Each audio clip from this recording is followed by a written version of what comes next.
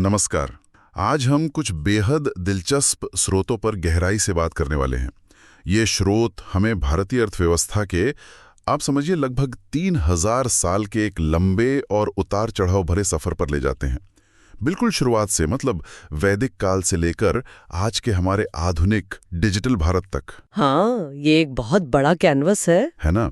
हमारे पास जो ये सामग्री है, इसमें प्राचीन कृषि वाले समाज से लेकर आज की ग्लोबल इकोनॉमी में भारत का जो रोल है वो सब दिखता है। इस पूरे पैटर्न को समझना मुझे लगता है काफी ज्ञानवर्धक होगा। बिल्कुल। देखिए, हमारा इरादा सिर्फ घटनाओं को दोहराना नहीं है। हम उन अहम मोड़ों को, कुछ शायद चौंकाने वाले तथ्यों को और उन बुनियादी बदलावों को सामने लाना चाहते हैं जो इन स्रोतों में दिखते हैं। वो बदलाव जिन्होंने हमारी आज की अर्थव्यवस्था को ये शक्ल दी है। मतलब आज की जो आर्थिक सच्चाई है वो बनी कैसे, ये समझना है। सही बात है। कमाल का है। एक समाज जो कभी मवेशियों में दौलत देखता था, आज दुनिया की सबसे तेजी से बढ़ती अर्थव्यवस्थाओं में है। कहाँ से शुरू हुई ये कहानी, कैसे? बिल्कुल सही कहा आपने। और अक्सर हम इतिहास और अर्थव्यवस्था को अलग अलग करके देखते हैं, है ना? पर ये स्रोत हमें बार बार यही याद दिलाते हैं कि ये कितने गहरे जुड़े हुए हैं। देखिए, आर्थिक विकास या पतन सिर्फ नीतियों का नतीजा नहीं होता। वो उस वक्त के समाज, राजनीति, तकनीक, उस पूरे माहौल का आईना होता है। और यही कनेक्शन हमें आर्थिक बदलावों के क्यों तक ले जाता है। तो चलिए बिल्कुल शुरुआत में चलते हैं। वैदिक काल। स्रोत बताते हैं कि तब अर्थव्यवस्था मुख्य रूप से खेती और पशुपालन पर टिकी थी। पर क्या ये सच है कि धन का पैमाना मवेशी थे? आज तो ये सोचना भी थोड़ा अजीब लगता है। हाँ, ये बात काफी हद तक सही है। देखिए, जो शुरुआती वैदिक समाज था, जिसे हम ऋग्वैदिक काल कहते हैं, उसमें अर्थव्यवस्था बहुत हद तक ग्रामीण और आप कह सकती हैं कबीलाई टाइप की थी। गांव ज्यादातर आत्मनिर्भर थे। खेती बाड़ी, पशुपालना, यही मुख्य काम थे। और लेन देन वो ज्यादातर वस्तु विनिमय, मतलब बार्टर सिस्टम से होता था। और जैसा आपने कहा, मवेशी, खासकर गायें, वो सिर्फ काम की चीज नहीं थी, बल्कि सही में धन, समृद्धि और सामाजिक रुतबे का प्रतीक थी। कितने ही श्लोकों में मवेशियों के लिए प्रार्थनाएं मिलती हैं। लेकिन हाँ, उत्तर वैदिक काल आते आते स्रोत एक बड़ा बदलाव दिखाते हैं। लोहे का इस्तेमाल बड़े पैमाने पर। लोहे का इस्तेमाल। अच्छा, तो इसका अर्थव्यवस्था पे क्या असर पड़ा होगा? बहुत गहरा असर पड़ा। देखिए, लोहे के औजार आए, खासकर हल। अब गंगा के मैदानों की जो सख्त जमीन थी, उसे जोतना आसान हो गया। इससे खेती का विस्तार हुआ, पैदावार बढ़ी और पहली बार बड़े पैमाने पर कृषि अधिशेष, मतलब एग्रीकल्चरल सरप्लस पैदा हुआ। अब इसी अधिशेष ने व्यापार के लिए, आप कहिए, जमीन तैयार की। अब सिर्फ जरूरत की चीजों का लेन देन नहीं हो रहा था। अब अतिरिक्त उपज को बेचा या बदला जा सकता था। इससे छोटे छोटे स्थानीय बाजार उभरने लगे। यहीं से समझिए व्यापार की एक औपचारिक शुरुआत हुई। हाँ, सिक्के वगैरह अभी उतने नहीं थे, पर व्यापार की नींव तो पड़ चुकी थी। और इसके बाद आया मौर्य साम्राज्य, भारतीय इतिहास का एक, कह सकते हैं, सुनहरा दौर। स्रोतों में कौटिल्य के अर्थशास्त्र का जिक्र बार बार आता है। क्या ये वाकई उस दौर का कोई आर्थिक संविधान जैसा था? बड़े पैमाने की सेंट्रलाइज्ड, मतलब केंद्रीकृत और व्यवस्थित अर्थव्यवस्था की नींव रखी। अर्थशास्त्र कोई धर्म ग्रंथ नहीं है। वो तो शासन कैसे चलाना है, अर्थव्यवस्था कैसे संभालनी है, उस पर एक प्रैक्टिकल गाइड है। और उसमें जो बातें सामने आती हैं वो उस जमाने के हिसाब से तो क्रांतिकारी हैं। जैसे खाने, जंगल, नमक, शराब जैसे जो जरूरी संसाधन थे, उन पर राज्य का कड़ा नियंत्रण था। और सबसे दिलचस्प बात जो स्रोत बताते हैं वो है मानकीकृत वजन और माप की प्रणाली लागू करना और एक डिटेल्ड संगठित टैक्स सिस्टम का विकास। सोचिए जरा, तीसरी चौथी सदी ईसा पूर्व में टैक्स कलेक्शन का इतना व्यवस्थित ढांचा, खेती की उपज पर, व्यापार पर, व्यवसायों पर, सब पर अलग अलग दरें थी। ये उस समय के किसी भी और साम्राज्य के मुकाबले काफी एडवांस सिस्टम था। तो क्या मौर्यों ने सिर्फ अंदरूनी व्यवस्थाएं ठीक की या बाहर के व्यापार पर भी ध्यान दिया? आपने उत्तरापद और दक्षिणापद का नाम लिया था पहले। बिल्कुल। मौर्यों ने सिर्फ अंदर का प्रशासन ही नहीं संभाला, बल्कि व्यापार के पूरे नेटवर्क को मजबूत किया। उत्तरापद, जो तक्षशिला से पाटलिपुत्र होते हुए शायद बंगाल तक जाता था, और दक्षिणापद, जो मध्य भारत से दक्षिण को जोड़ता था। ये सिर्फ सड़कें नहीं थीं, ये तो इकोनॉमी की नसें थीं, आर्थिक धमनियां। इन रास्तों से अनाज, कपड़ा, मसाले, कीमती पत्थर, शायद धातुएं भी एक जगह से दूसरी जगह जाती थीं। और स्रोत बताते हैं कि इन्हीं रास्तों से भारत मध्य एशिया, फारस और यहाँ तक कि यूनानी राज्यों से भी जुड़ा हुआ था। पाटलिपुत्र जैसे शहर सिर्फ राजधानी नहीं थे, बड़े ट्रेड सेंटर भी थे। और मौर्य राज्य इन रास्तों की सुरक्षा भी देखता था, जिससे व्यापार खूब फला फूला। अब थोड़ा समय में आगे बढ़ते हैं। जी। मौर्यों के पतन के बाद और मध्यकाल की शुरुआत में, खासकर दिल्ली सल्तनत और फिर मुगलों के दौर में अर्थव्यवस्था ने क्या रूप लिया? देखिए, मौर्यों के बाद एक दौर आया जब सत्ता थोड़ी बिखर गई, विकेंद्रीकरण हुआ, लेकिन व्यापार चलता रहा, रुका नहीं। गुप्त काल को भी हम व्यापार और संस्कृति के लिए स्वर्ण युग मानते हैं। लेकिन हाँ, दिल्ली सल्तनत की स्थापना हुई 13वीं सदी में, तो फिर से एक मजबूत सेंट्रल अथॉरिटी आई। और स्रोतों से पता चलता है कि सल्तनत काल का एक बड़ा योगदान था करेंसी सिस्टम में सुधार। इल्तुतमिश ने टंका यानी चांदी का और जीतल यानी तांबे का स्टैंडर्ड सिक्के चलाए, जिनकी शुद्धता और वजन तय थे। इससे व्यापार में बहुत आसानी हो गई, क्योंकि अब लेन देन का एक भरोसेमंद मीडियम था। इसी दौर में शहरीकरण भी बढ़ा। दिल्ली, दौलताबाद, लाहौर, मुल्तान जैसे शहर बड़े व्यापारिक और प्रोडक्शन सेंटर के रूप में उभरे। कपड़ा उद्योग खास तौर पर बढ़ा। और फिर आए मुगल। स्रोत कहते हैं कि उनके दौर में भारतीय अर्थव्यवस्था अपने शिखर पर थी। क्या यह सिर्फ इसलिए कि राजनीतिक स्थिरता थी या कुछ और भी वजहें थीं? राजनीतिक स्थिरता तो थी ही, खासकर अकबर से लेकर औरंगजेब के शुरुआती दौर तक। ये एक बहुत बड़ा फैक्टर था, नो डाउट। लेकिन मुगल अर्थव्यवस्था की जो समृद्धि थी, उसके पीछे कई और ठोस कारण थे जो स्रोतों में साफ दिखते हैं। पहला तो उनकी भू राजस्व प्रणालियां, जैसे अकबर के वित्त मंत्री थे टोडरमल, उन्होंने जब्त प्रणाली लागू की। ये पहले के अंदाजे वाले सिस्टम से कई ज्यादा वैज्ञानिक थी। इसमें जमीन की पैमाइश होती थी, उसकी उपज क्षमता का अंदाजा लगाया जाता था, और फिर पिछले 10 साल की औसत उपज और कीमतों के आधार पर नकद में टैक्स तय होता था। इससे किसानों को भी पता रहता था कि कितना देना है, और राज्य की आमदनी भी ज्यादा स्थिर हो गई। अच्छा। दूसरा था मनसबदारी सिस्टम। ये सिर्फ एक मिलिट्री सिस्टम नहीं था, इसने एडमिनिस्ट्रेशन को भी ऑर्गेनाइज किया, और जो अमीर वर्ग था उनके हाथ में खरीदने की ताकत दी, जिससे बाजार को बल मिला। और तीसरा कारण शायद वो विश्व प्रसिद्ध भारतीय निर्यात था, जिसके बारे में हमने पढ़ा है कि 17वीं सदी में दुनिया की जीडीपी में भारत का हिस्सा लगभग 24% था। यह आंकड़ा तो आज भी यकीन करना मुश्किल है। हाँ, ये तीसरा और शायद सबसे महत्वपूर्ण कारण था। भारत उस समय वाकई दुनिया का वर्कशॉप कहा जा सकता था। हमारे स्रोत बताते हैं कि भारतीय कपड़ा सूती, रेशमी, छींट वाला पूरी दुनिया में मशहूर था। बंगाल का मलमल, गुजरात का सिल्क, कोरोमंडल तट का कैलिको, इनकी Europe, south east Asia, middle east हर जगह भारी मांग थी।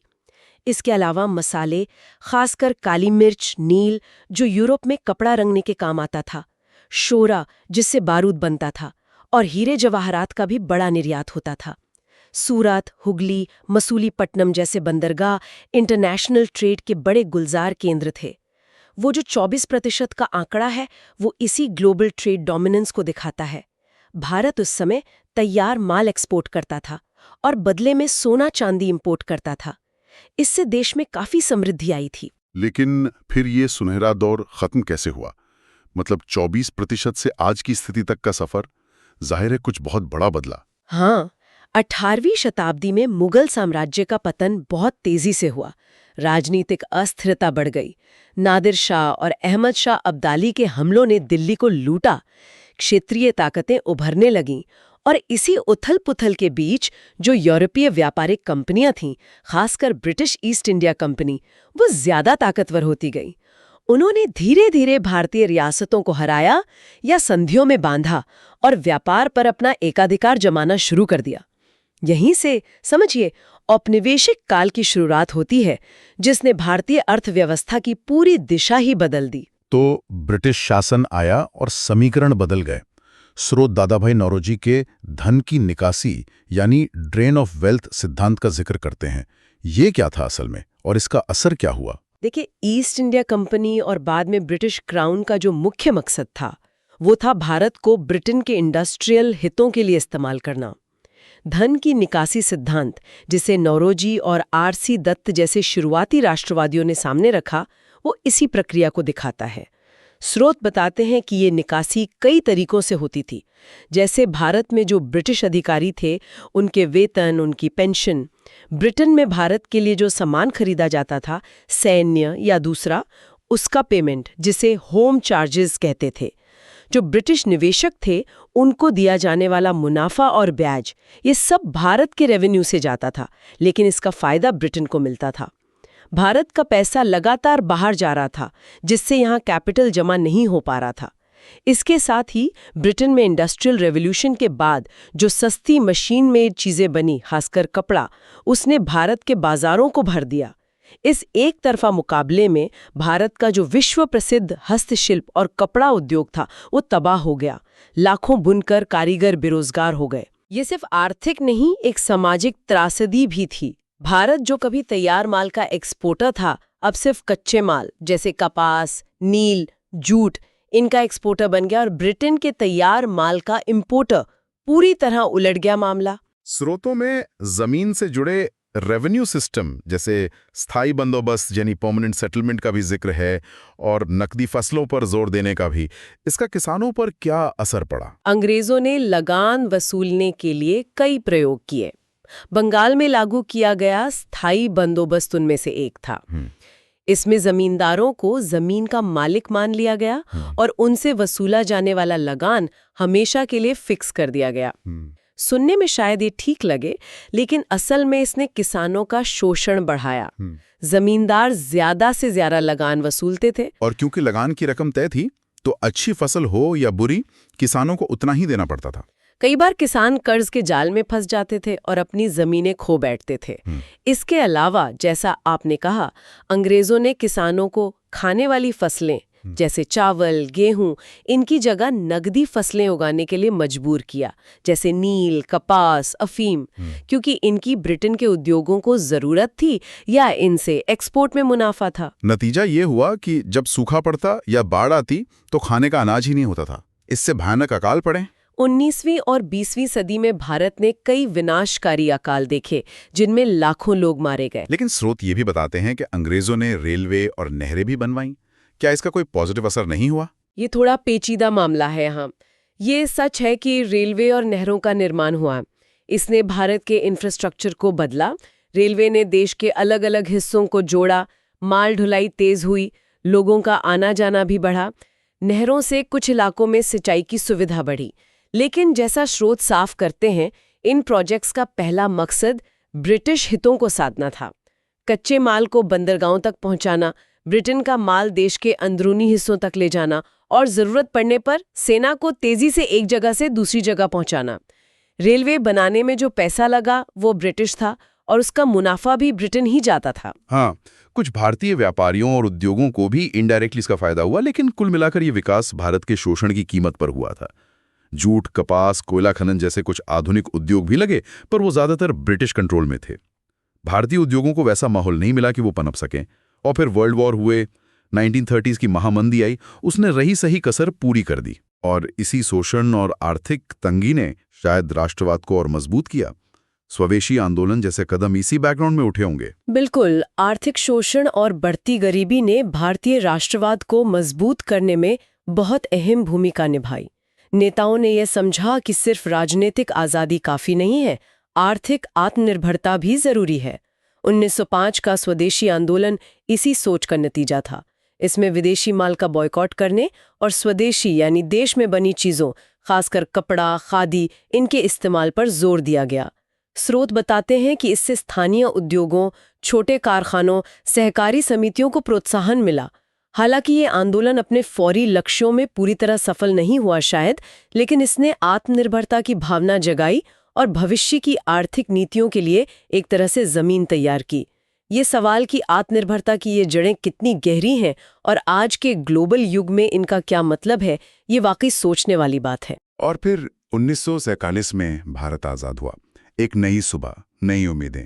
आज़ादी के बाद भारत ने अपनी अर्थव्यवस्था को दिशा देने के लिए क्या रास्ता चुना? देखिए, आज़ादी के समय भारतीय अर्थव्यवस्था बहुत पिछड़ी हुई थी।